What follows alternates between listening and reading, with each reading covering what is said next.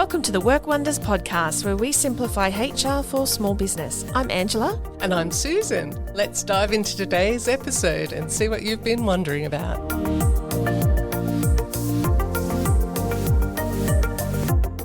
Today it's interview time, and we're delighted to introduce to you our guest, Gina Field, Managing Director at Nepean Regional Security, a manpower security provider in Western Sydney. She has a really interesting work history and some unique insights to share with us, and we're so excited to talk with her today. So let's get started. This is the Work Wonders podcast.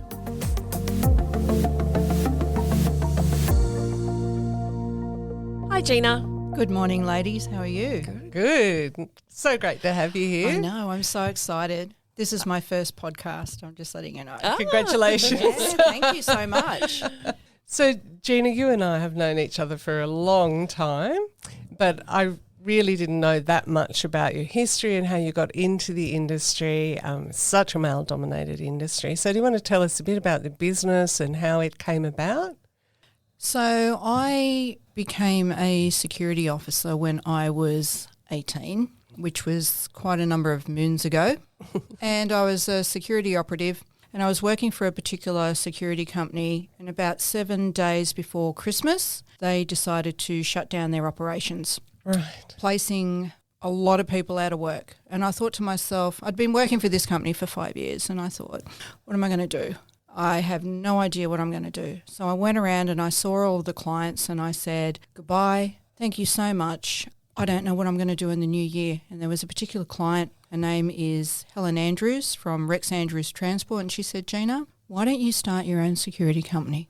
I had absolutely no thought, no process, no business training at all. And so I registered my company name and I went around, and then all of a sudden all of these clients that I had given cards to started contacting me and saying, we want to come over to you and be part of your business. And lovely. I'm thinking, what do I do? How do I start? Paperwork, it was. So I thought, well, I'll just do what I know best. And I did security, and I just started servicing these clients. Yeah, started as a home-based business, just myself, a clapped-out Holden Chimera, a flea-bitten security dog. I didn't have financial backing. I had no assets behind me at all. I was renting at the time, and so I just went out and I drove around and I secured their premises. Geez, that sounds like hard work. It was hard work. I remember that I was working night shifts. I was working 7 nights a week. And during the day, I was going and contacting clients and, ramping up business and trying to get, build my business up. Mm-hmm. Mm. And so today, I believe that you've won over 30 industry awards, if I've got that right, and only 50 female master licence holders in New South Wales, you've told us. So you're, as Susan said, running in a very male-dominated industry.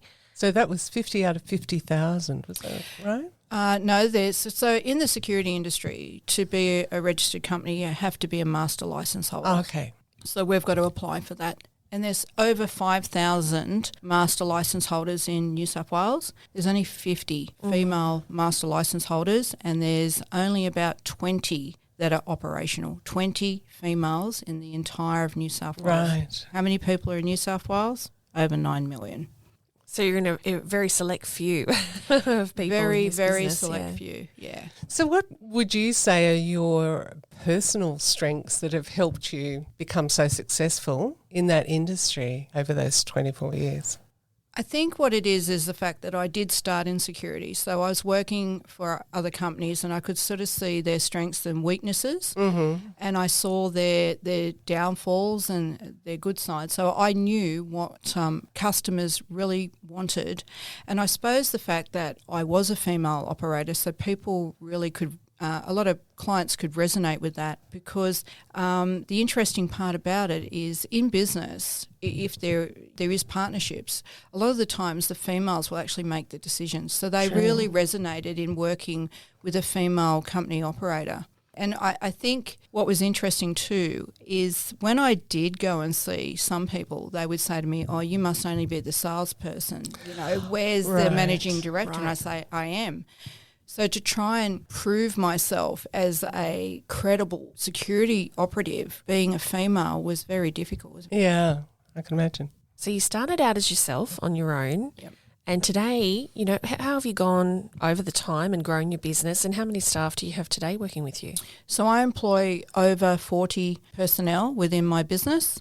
When you say that I actually started, I did start from the bedroom of my house, and then, of course, the paperwork spread over to the kitchen, bench, cupboard, floors, dining room table. We were literally tripping over Nepean Regional Security everywhere. So then I moved to the garage of my house, and I got a couple employees to help me out so I could have 1 or 2 days off.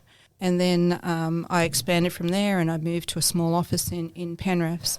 Great. And of course the industry has changed a lot in that time. A lot stronger compliance regime, people having to be accredited. And can you tell us a little bit about that and how that has been, I assume that's been good for the industry? Yes and no. So when I first started in security back in those days, it was a 2-day training course. We didn't have to be firearms trained. So I remember turning up at a workplace and there was a row of firearms laying on an ironing board, and we all just sort of grabbed the firearm and we put it into our holster. There was absolutely no training. There was no background checks on us, so we could have had a criminal history, no fingerprinting. So these days it is a 15-day course, full-time. We have to have Big fingerprints, massive difference. It's very good for the consumer. I suppose for me, for people to be doing a 15-day full-time course and then the processing time, which can be anything up to 8 weeks, is very difficult for me to find personnel now. I was just thinking that. So you really, I mean, you're ideal as someone who's already trained and experienced when you're looking. Yeah. Is there such a thing as an apprenticeship or a trainee sort of in those roles? No, you have to be experienced? No. We actually can't have trainees. Okay. They've got to be fully trained and licensed, which is, I suppose, another weakness, I would say, within our industry. And I can appreciate that the New South Wales Police are trying to provide personnel that are scrutinised and processed and compliance checked, but it is making employment opportunities very difficult for me. And security is a very well sought of, that people want security for pretty much everything. And also during the pandemic, we lost nearly 4,000 security officers that went to other job opportunities. So we're really struggling. So was that because the work wasn't there, or because they changed their mind about what they wanted to be doing with their lives? I suppose it depends, it was a bit of a mixture, but was there less security work needed? No. No. In actual fact, we ramped right up. We didn't have any lockdown at all.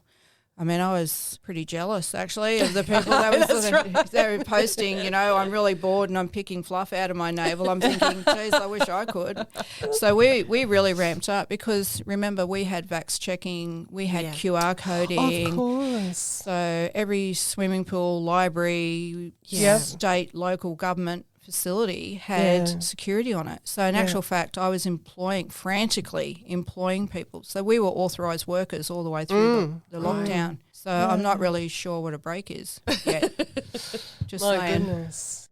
You mentioned when we were talking earlier about not having Christmases off or New Year. No, so that's our busy time. And, when people are celebrating, my guys and girls are working on Christmas Day, Boxing Day, so they're away from their families, New Year's Eve, New Year's Day. So I suppose it's not for the faint-hearted, our industry, and of course me being the boss and the leader and the manager, I've got to be there with them. And it's a very difficult time to try and manage staff over that period, particularly trying to motivate them. And, a lot of these guys will work on their own on Christmas and Boxing Day, and they're sitting on a site on their own. So I've got to be the motivator, and it's difficult. So you put on your Santa Claus suit and go and visit them? I do, yeah. And I try and jump down the chimneys. And,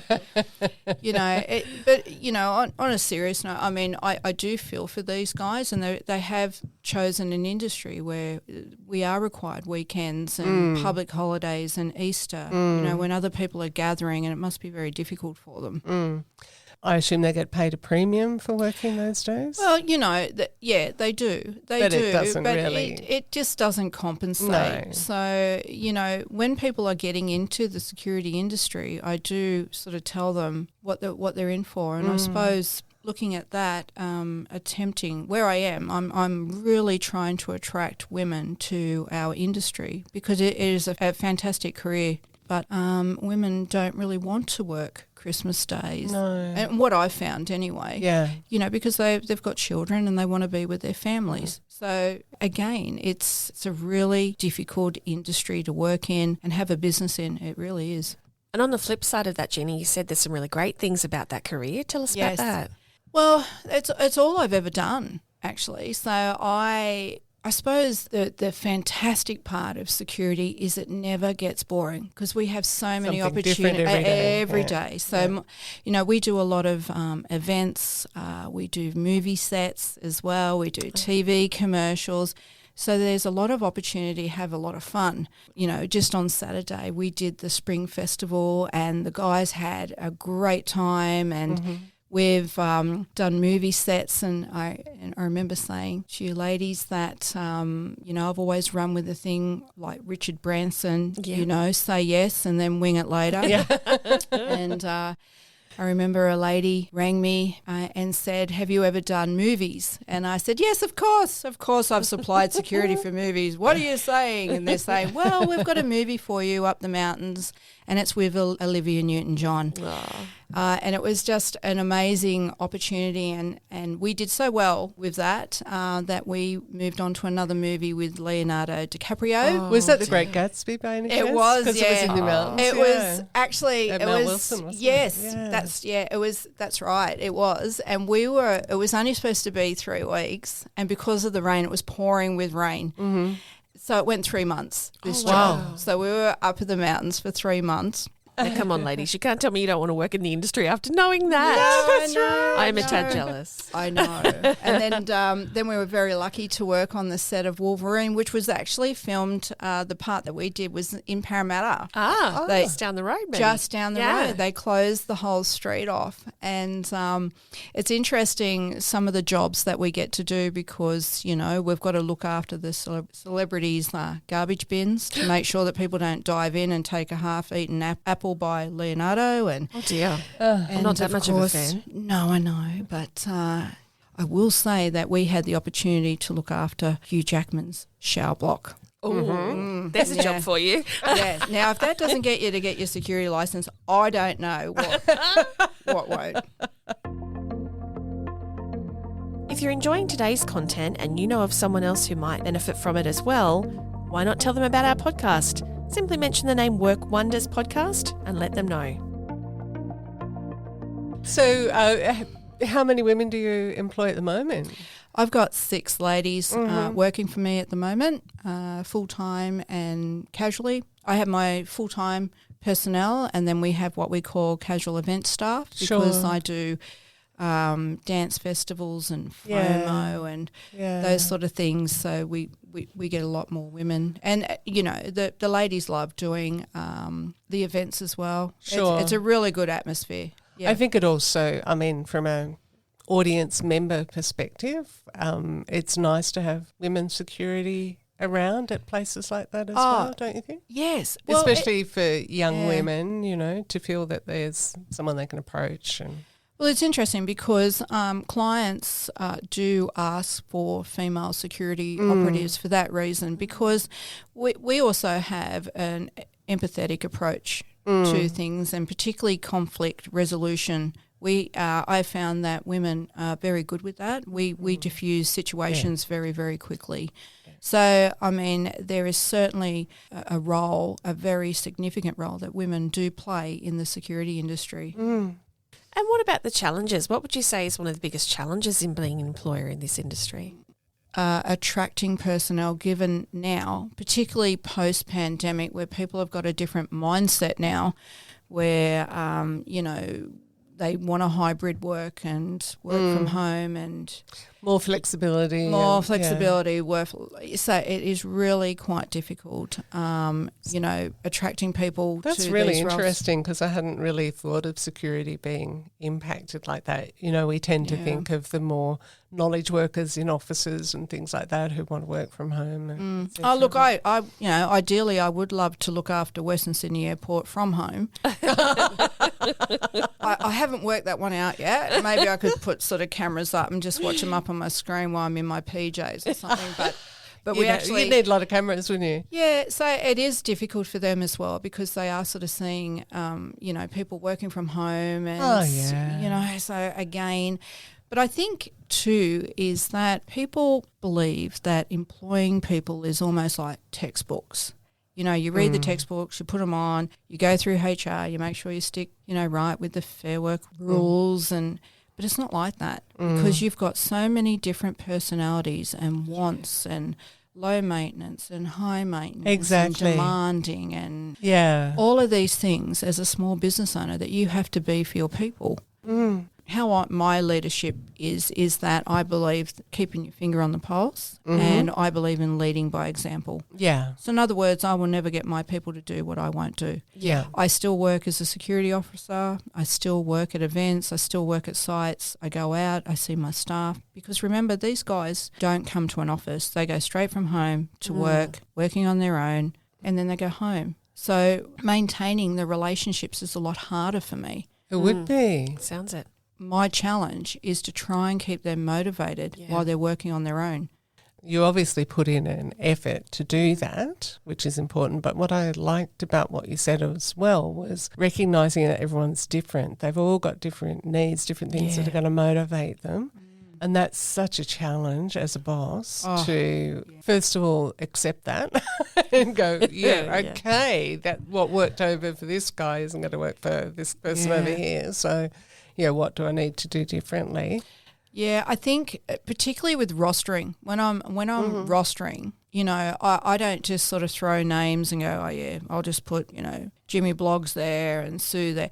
I've got to think, okay, well, Jim's worked 5 days in a row. He doesn't cope with too many hours. And, this person doesn't like doing that. So there's a lot of psychology that goes behind rostering and keeping people happy, because to maintain longevity in your employees and have them continue to be loyal and represent your business, you've got to keep them very motivated and you've got to keep them happy. And that's a task and a cap on its own. Yeah.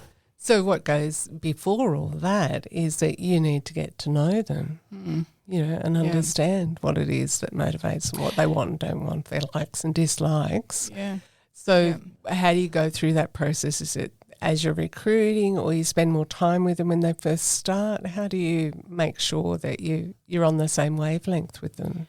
So I've got a little thing. I've got a thing that I call message media, and I send a text message, and it's called the Fluffy Report. So every day I'm head fluffy and they're my fluffies. So I send them every Monday. I go through and I put all their phone numbers in this message media, and I send them a fluffy update from head fluffy. And I send them virtual hugs, and I schedule.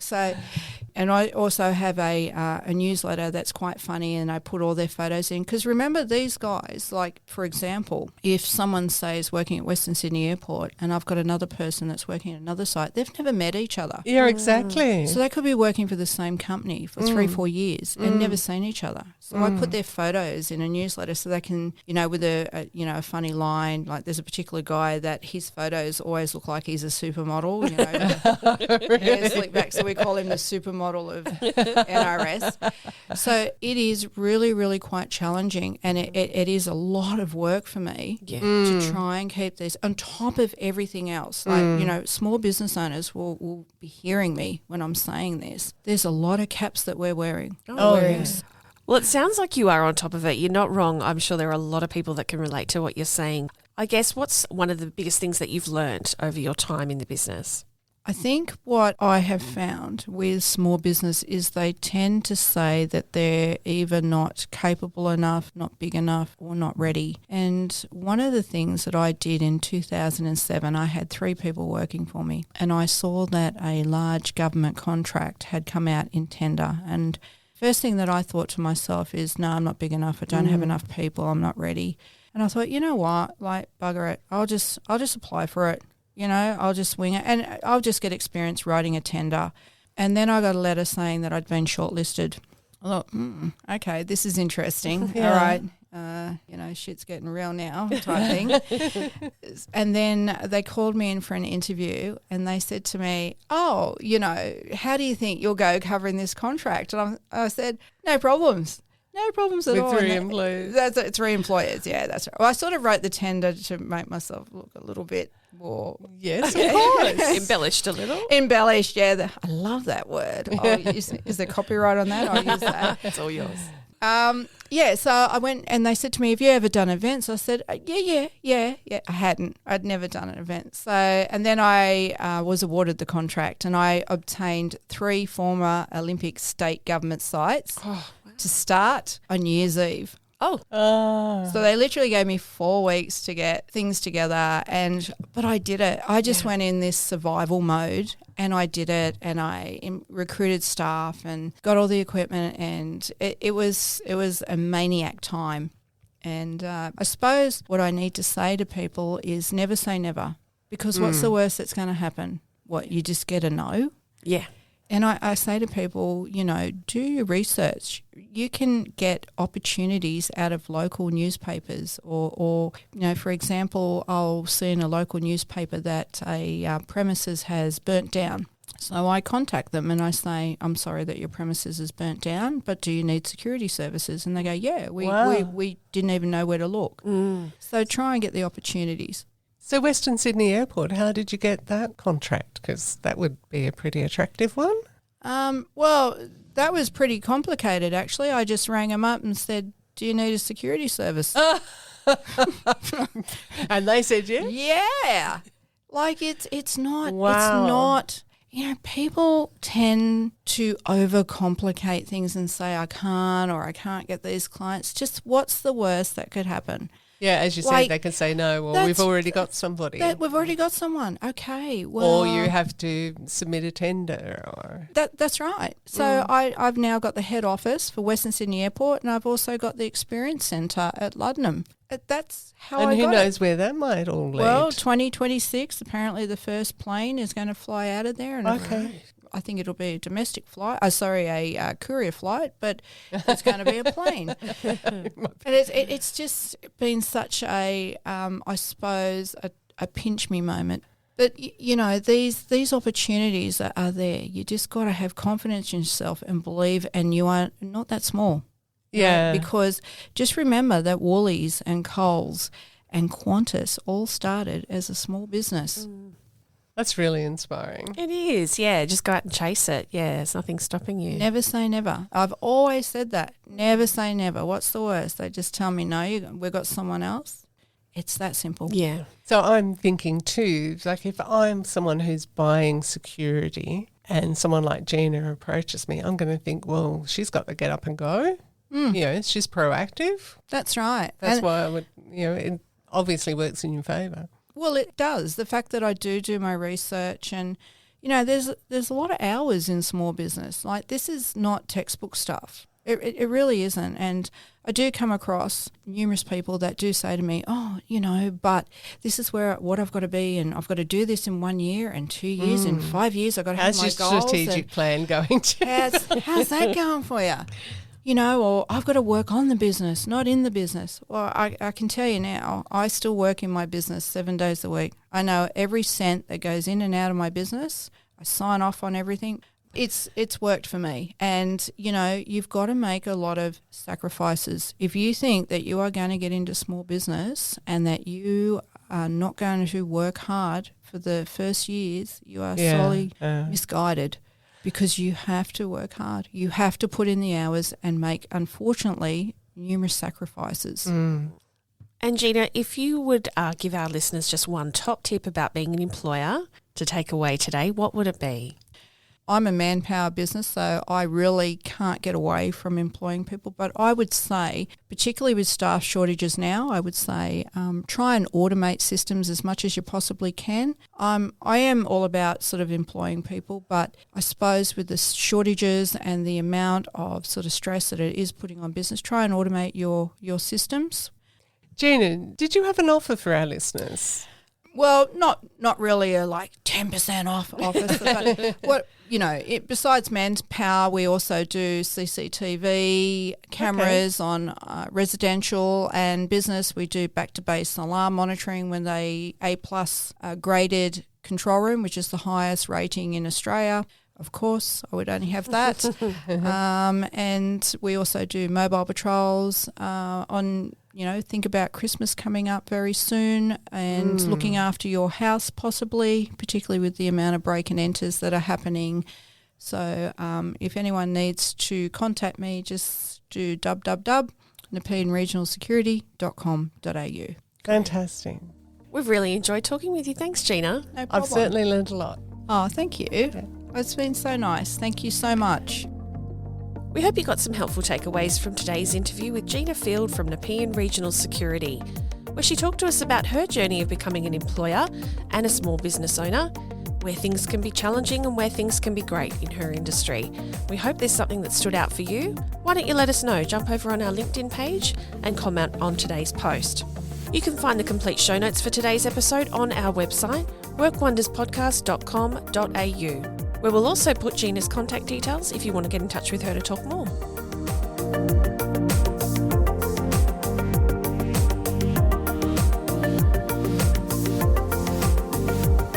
Thank you for listening to the Work Wonders podcast.